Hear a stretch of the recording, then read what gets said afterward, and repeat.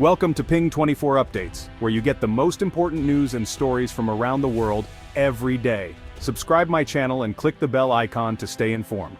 It was a deceptively calm morning in the South China Sea, September 5, 2025.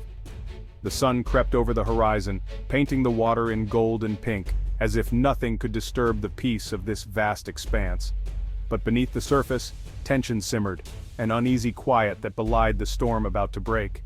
The USS Higgins, a U.S. Navy destroyer, sliced through the waters near Scarborough Shoal on a freedom of navigation patrol. Its gray hull cut a determined path, a symbol of American resolve in contested waters.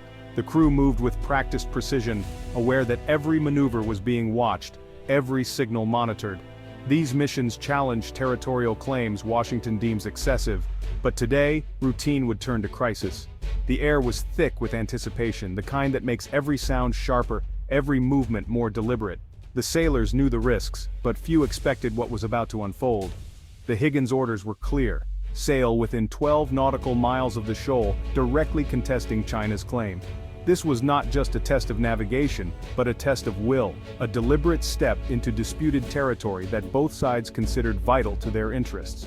The crew expected shadowing by Chinese Coast Guard ships, but not what came next. They braced for the familiar cat and mouse, the radio crackle of warnings, the distant shapes on the horizon. Instead, something far more serious appeared. Suddenly, radar screens flared. 3 fast-approaching contacts, not Coast Guard but gray-hulled Chinese warships. The blips on the screen moved with purpose, closing the distance with alarming speed. The bridge fell silent, every eye fixed on the unfolding threat. The bridge snapped to high alert as the Chinese vessels closed in, their intentions unmistakable. Orders rang out, sailors rushed to stations, and the tension on board became palpable. This was no longer a routine patrol. It was a confrontation. They weren't there to observe, they were there to intercept. The Chinese ships maneuvered aggressively, cutting across the Higgins path, signaling with lights and loudspeakers. The message was clear: turn back or face the consequences. The vast sea shrank as the American destroyer found itself at the center of a tightening net. The Chinese warships formed a barrier, boxing in the Higgins, their presence a show of force that left no room for doubt. In just hours, this standoff would become a symbol of a new, more dangerous US-China rivalry. The world's 2 greatest naval powers were now face to face, each unwilling to yield, each determined to assert its dominance in these contested waters. It was more than a naval standoff, it was a direct challenge to America's role in the Pacific. The outcome would send a message to allies and adversaries alike, shaping the balance of power for years to come.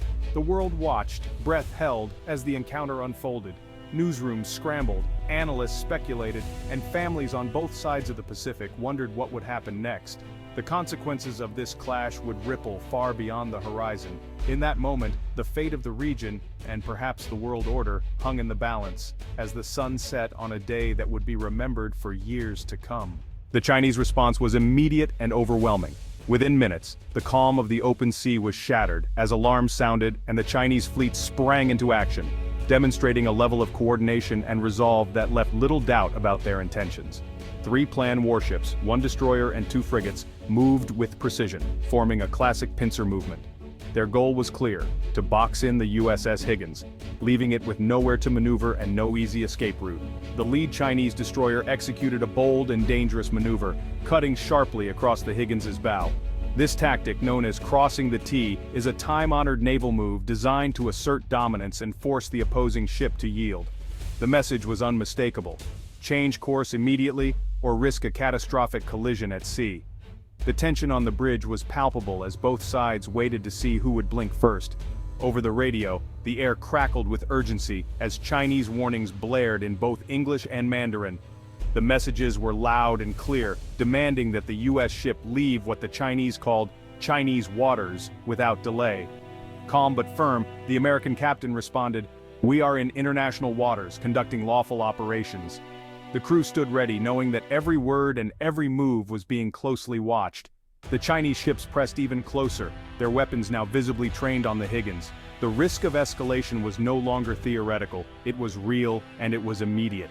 Outnumbered and boxed in, the Higgins commander faced a stark and unenviable choice: escalate the confrontation and risk a dangerous incident, or withdraw to ensure the safety of his crew and ship. With the lives of his sailors paramount, the order was given: turn away from Scarborough Shoal. The Higgins began to change course, signaling a reluctant retreat in the face of overwhelming force. The Chinese ships did not let up.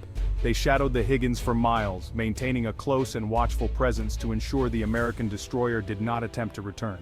For the first time in recent memory, a U.S. Navy destroyer was forced to back down in such a direct and public fashion.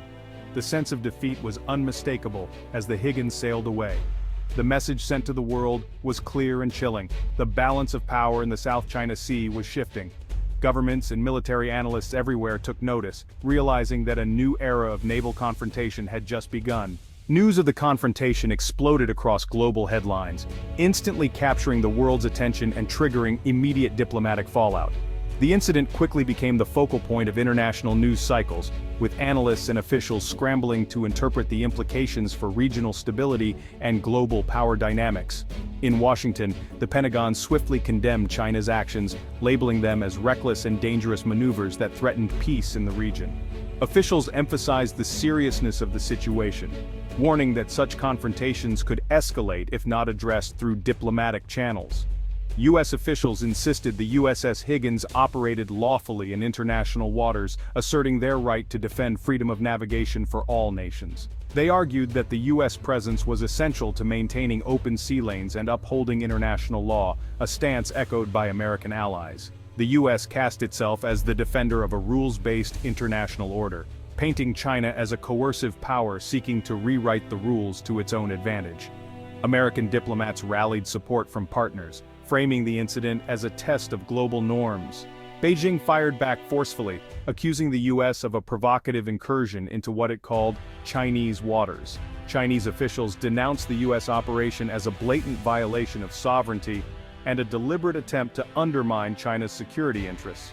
Chinese officials praised their Navy's restraint, claiming they acted with professionalism and discipline to defend national sovereignty. They insisted that China's response was measured, aimed at avoiding escalation while protecting territorial integrity. Both sides accused the other of aggression, each spinning the incident to fit their narrative and rally domestic and international support. The media in both countries amplified official statements, fueling public debate and nationalist sentiment. China insisted its claim to Scarborough Shoal was indisputable, rooted in centuries of history and backed by historical documents. Chinese leaders argued that their rights in the South China Sea were recognized long before modern international law. The U.S. presence, Beijing argued, was the real source of instability, accusing Washington of stirring up tensions and interfering in regional affairs for its own strategic gain. The war of words deepened the divide between the two powers, making compromise seem increasingly elusive. Diplomatic efforts to ease tensions were overshadowed by mutual suspicion and hardened rhetoric.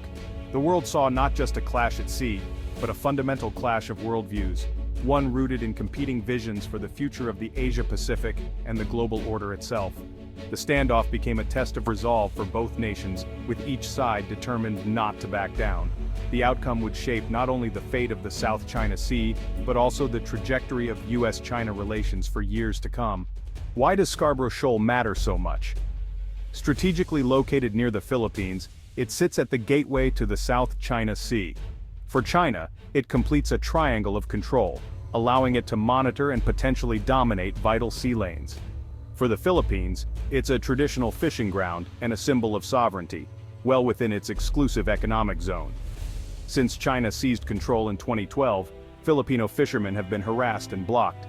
For the U.S., Scarborough Shoal is a test of its credibility as a security guarantor in Asia. The U.S.-Philippines Defense Treaty hangs in the balance. China's militarization of the area is seen as a direct challenge to regional stability. This tiny reef is now a flashpoint where superpower interests collide. Its fate could shape the future of the entire Indo-Pacific. The legal backdrop. In 2016, an international tribunal ruled China's claims in the South China Sea had no legal basis. Scarborough Shoal, the court said, falls within the Philippines' exclusive economic zone. The ruling was a major victory for Manila and a blow to Beijing's ambitions. China rejected the verdict outright, calling it scrap paper, and refusing to comply. Beijing argued the court had no jurisdiction and doubled down on its historical claims. The U.S. and allies cite the ruling to justify their operations. China acts as if it never happened. This defiance set a dangerous precedent, international law ignored when inconvenient. The Philippines holds a legal victory it cannot enforce. The rule of law itself is now at stake in the South China Sea. The gap between law and power has never been wider. For the Philippines, the Scarborough Shoal standoff is a direct threat. Manila expressed grave concern, caught between its U.S. ally and a powerful China. Recent months have seen escalating clashes, Chinese ships ramming Philippine boats using water cannons, blocking access. Filipino fishermen and sailors face daily harassment. Nationalism is rising, but so is fear of being dragged into a superpower conflict.